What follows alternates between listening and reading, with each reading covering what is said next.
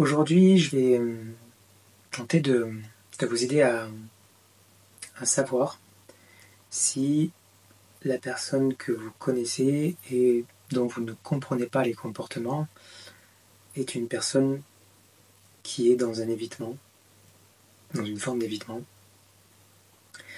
Parce que c'est vrai que c'est quelque chose qui peut être assez troublant et assez compliqué à découvrir et mystérieux, parce que de fait les personnes qui sont évitantes la plupart du temps ne le savent pas forcément. Et donc il y a des choses qui vont rester assez obscures pour vous. Voilà. Donc on va essayer de voir les signes. Ça peut être quelqu'un que vous avez croisé brièvement, et ces petites choses peuvent être une piste. Ça va pas valoir de toute façon un diagnostic qui doit se faire de toute façon avec un spécialiste. Mais en tout cas, ça peut être une indication et pouvoir vous permettre de lever le mystère sur ce qui s'est produit avec cette personne. D'abord, vous dire que souvent on pense que les évitants sont simplement des personnes qui sont froides ou détachées. En fait, la réalité, elle est beaucoup plus subtile que ça. Le fait est que leur comportement est souvent marqué par des signes qui peuvent être discrets, quelquefois presque invisibles, et que souvent seules les personnes qui les aiment, en étant proches d'eux, finissent par repérer. C'est pour ça qu'aujourd'hui, je vais vous partager ces 5 comportements qui peuvent être des révélateurs.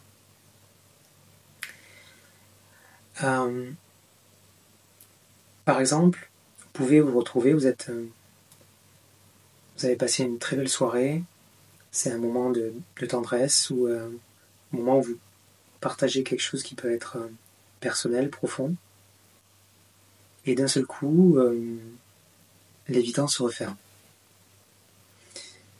Il devient distant, silencieux, quelquefois critique ou même irrité, sans que vous compreniez pourquoi ça se passe comme ça. L'explication, c'est que pour lui,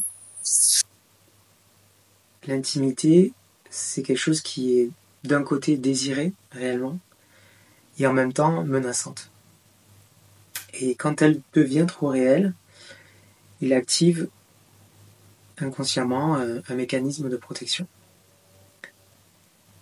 Ce qui aura pour conséquence en fait que l'autre se sente d'un seul coup puni par la personne évitante ou rejeté sans comprendre ce qui s'est passé réellement. Mais c'est qu'à ce moment-là, vous avez touché à une faille. Alors quelqu'un qui n'a pas du tout travaillé, un évitant qui n'a pas du tout travaillé sur lui, il en aura énormément, et c'est une personne qui est pleine de plaies ouvertes, j'ai envie de dire. Donc c'est une extrême susceptibilité. Quelqu'un qui aura commencé le travail, ça sera un peu moins sensible. Et quelqu'un qui arrive à un moment donné à une forme de maturité émotionnelle et de compréhension sera beaucoup moins, voire presque pas en défensif, en fait, en protection. Donc, ce qu'il faut comprendre à ce moment-là, c'est qu'il n'est pas en fuite de vous, il est en fuite de ce qu'il ressent. Un des deuxièmes signes qui peut se produire chez certaines personnes, c'est la fuite qui peut arriver post-intimité. Par exemple, juste après un rapport sexuel ou une grande proximité émotionnelle, il s'éclipse.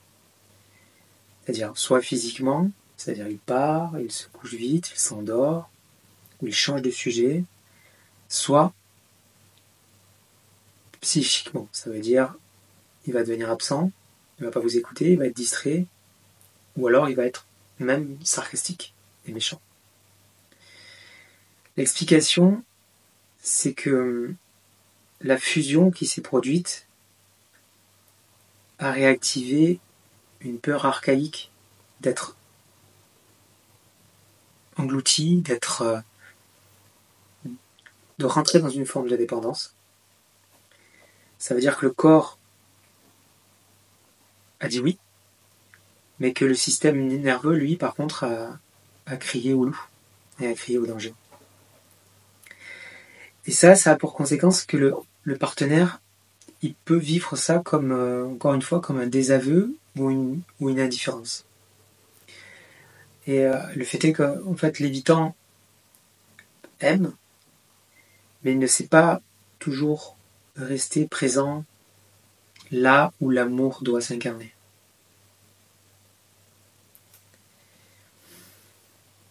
Ensuite, le troisième signe,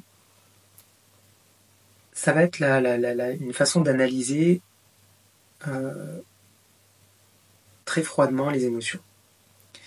Ça veut dire que l'autre va exprimer une émotion forte, un ressenti, et l'évitant à ce moment-là va basculer dans l'intellect, dans la sphère mentale. C'est-à-dire qu'il va écouter mais sans réellement entendre, et il va couper les élans par des raisonnements, en proposant des solutions immédiates, par exemple, alors que vous lui parlez de quelque chose qui vous fait peur ou qui vous fait mal. Et l'explication, c'est qu'il n'a pas appris en fait à contenir l'émotion, ni la sienne, et donc forcément, malheureusement, ni celle des autres. C'est pour ça qu'à ce moment-là, il peut rentrer dans une rationalisation pour éviter de sentir. Et ça a pour conséquence que l'autre, de ce coup, se sent seul, au moment où il avait besoin, justement, de se sentir accueilli. Et là, il faut comprendre que l'évitant ne fuit pas les émotions parce qu'elles sont... comment dire ? Et là, il faut comprendre en fait que l'évitant, à ce moment-là, fuit les émotions parce qu'elles sont trop puissantes pour lui.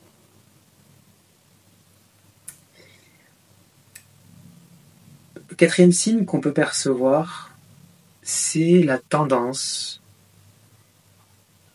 que certains évitants peuvent avoir à tout remettre en question quand ça devient stable. C'est-à-dire, vous avez l'impression et vous sentez que la relation va bien, et d'ailleurs, quelquefois c'est le cas, et il va trouver des défauts, il va provoquer une dispute, il va saboter, et il va questionner le lien.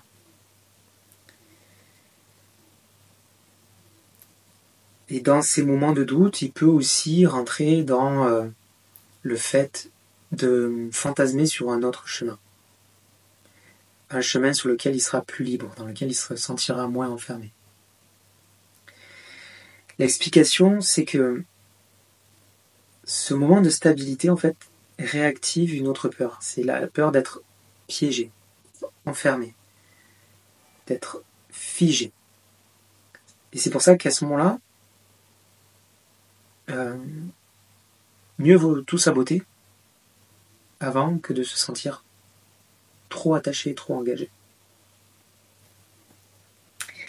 Ça a pour conséquence que le partenaire va vivre des cycles d'instabilité qu'il ne va pas comprendre, avec ce sentiment d'insécurité qui va, au fur et à mesure de la relation, devenir chronique. Chez l'évitant, la paix peut devenir quelque chose de suspect.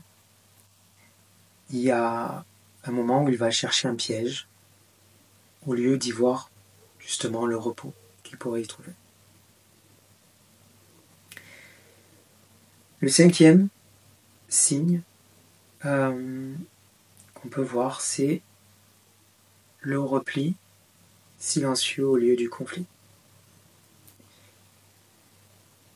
Il y a un moment de tension, il ne va pas crier, il va se taire, et il va disparaître d'une certaine façon mentalement, parfois physiquement. Il ne va pas réussir à exprimer ce qu'il ressent, mais il va laisser l'autre seul avec sa colère ou sa détresse. L'explication, c'est que le conflit, il est vécu comme une menace directe de son intégrité. C'est pour ça que il va rapidement se dissocier plutôt que de risquer l'affrontement. Et la conséquence pour le partenaire, c'est qu'il va se sentir réellement abandonné, sans réponse de la part de l'autre et sans repère. Ce qu'il faut arriver à savoir, c'est que c'est pas de la manipulation, c'est réellement un mécanisme de survie qui reste toxique, mais qui est un mécanisme de survie. Pour finir, tous ces comportements peuvent être blessants,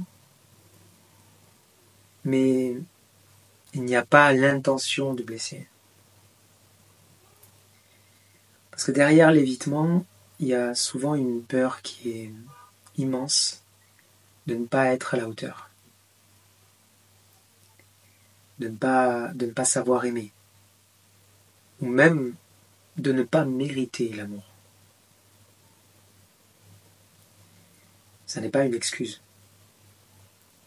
mais c'est une piste de compréhension. Et parfois, c'est déjà le début de la guérison. Si vous vous reconnaissez, si vous vivez avec quelqu'un qui a ce type de comportement, alors n'hésitez pas à le partager en commentaire, ce que vous avez pu observer dans ces moments-là. Si le sujet vous parle, n'hésitez pas à vous abonner, à liker, à partager les vidéos. Et je voudrais dire aux personnes qui sont évitantes, qui se sentent concernées, et j'aimerais qu'il y en ait de plus en plus qui puissent s'en apercevoir que aussi difficile que ça puisse être, selon les cas, vous pouvez changer. Donc, si vous avez besoin d'un accompagnement sur ce sujet, si vous subissez une personne qui a ce type de comportement et que vous avez besoin d'éclaircissement, n'hésitez pas à me contacter par mail à l'adresse qui s'affiche juste là. Voilà, je me ferai un plaisir de vous répondre et de fixer un rendez-vous avec vous. Bonne fin de journée, bonne soirée.